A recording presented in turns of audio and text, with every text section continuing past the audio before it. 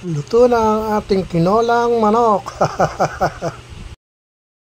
Mamimitas muna tayo ng sili at pagkatapos niyan ay mamimitas din naman tayo ng dahon ng malunggay. Ayan. Ihahanda muna natin lahat yan nang noon tuloy-tuloy ang ating pagluluto. Hiwa tayo ng sibuyas, bawang at luya. Tama na.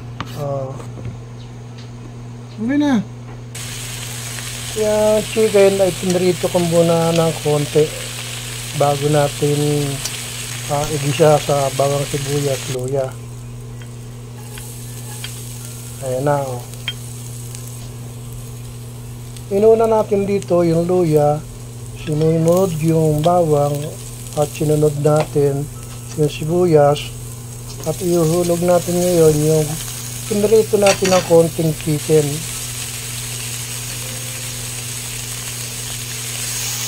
Lagyan natin ng tubig, lagay na rin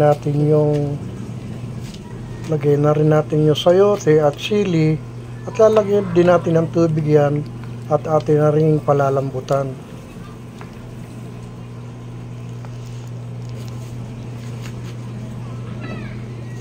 Pagkalambot na yan, ihuhulog na natin yung dahon ng malunggay at halo-haloin lang ng konti yan.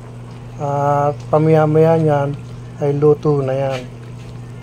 Ganyan lang kadali ang magluto ng tinolang manok. Ayan na, oh. Konting-konti na lang, luto na to. Sarap!